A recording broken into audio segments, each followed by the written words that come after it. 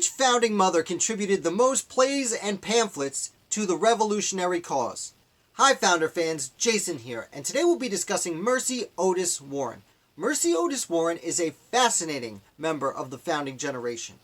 She was born into the Otis household. Her father was a leader of colonial Massachusetts, and he would have a lot of tension with a man named Thomas Hutchinson, who a few decades later would be the royal governor of Massachusetts when things really start to become a revolution. Now, she also had a brother, James Otis Jr., who was probably the loudest speaker in early rebellious Massachusetts, even probably louder than Sam Adams, though we don't remember him as well today.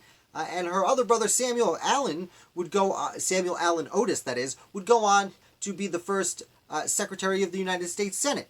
So she came from this important family, and I never like to discuss women in the context of the men in their lives, but I like to frame this up because these men were wealthy and got a great education. And what was extremely interesting about Mercy's father is he allowed his daughter to sit in with her brothers on their studies. Now, it's often confused. People like to think that, literacy rates were very low back then. The truth is, in colonial United States, especially in New England, literacy rates were extremely high, well over 90, even 95%.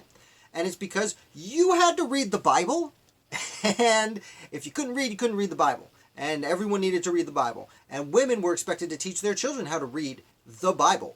So everyone knew how to read. But Mercy Otis Warren, most women didn't get much more than that and certain household trainings. Mercy Otis Warren was allowed to study the arts and humanities and science and math with her siblings. And this is far thinking for her father, and it really sets us up for who she was. Because she would take this intelligence she got, and as the revolution starts coming around, as Thomas Hutchinson becomes royal governor and people are upset, she starts publishing plays. She publishes several plays, 3 in fact, in the early 1770s that were all very critical of what was going on with, especially with Thomas Hutchinson, but with Great Britain and the colonies government at large. Now, she did publish these under a pseudonym. Women weren't really allowed to publish under their regular name, although at the same time, many men published under pseudonyms at the time. Mercy Otis Warren would continue publishing after the revolution breaks out, that in a way her plays helped inspire. She continues publishing pamphlets and papers in support of the revolution throughout the war and even into the post-war years. However, once the United States Constitution is published, and there's a big discussion to ratify it, well, she publishes a paper called Observations on the New Constitution. And it was very critical of the United States Constitution. She did not like it, as did many people. Again, we like to forget, the Constitution was not unanimously agreed upon at all.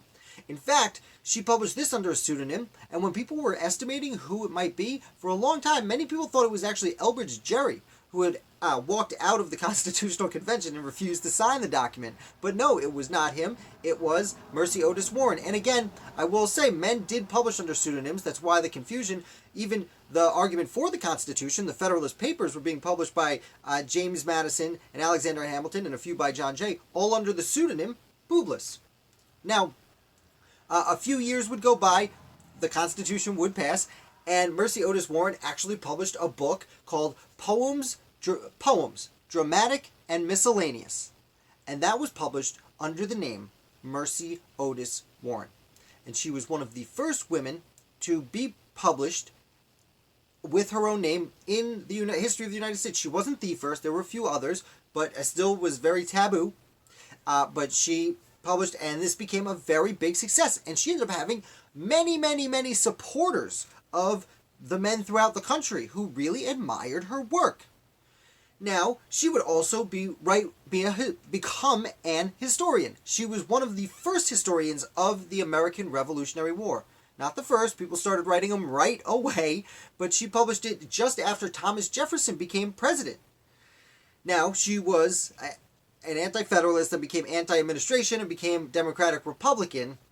And that means many of the Federalists who read her book did not like the way she looked at it. President Thomas Jefferson actually complimented the book and enjoyed it very, very much.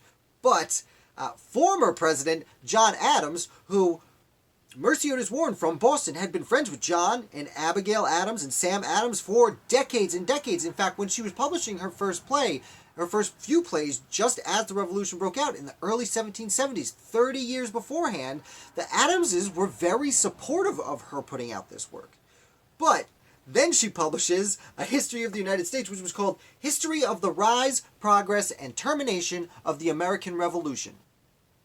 And it was very critical of certain things that John Adams had did, and they had a major falling out. Again, this is about the same time the Adamses had a major falling out with Thomas Jefferson. They were doing a lot of falling out at that point, and they wouldn't talk for a while, but it did turn out in about 1812 they reconciled, which again is about the same time the Adamses started reconciling with Thomas Jefferson. They started falling back in with all their old friends that they had political disagreements with, and fortunately they became friends again. But sadly, just a year later is when Mercy Otis Warren passed away. But in her life, she lived from, I believe it was about 1828 to 1812. She lived to be almost 80 years old, and she packed a lot of writing in that time. I only covered the main bullet points of what she had written about, but she had put dozens and dozens of papers throughout the American Revolutionary, the whole American founding, the whole period. So, I don't want this video to run too long. Thank you so much for watching. I really hope you enjoyed it. I certainly enjoyed it. I think she's fascinating. I am going to recommend you guys look up a book. It's called A Woman's Dilemma. It's a biography of Mercy Otis Warren. I don't have it behind me. It's downstairs. But it is a fascinating look at the Revolution through the eyes of a revolutionary who happened to be female at a time where most females really weren't at the forefront of the revolution. They were there, they were involved, and they played very important roles. I am not trying to minimize that at all.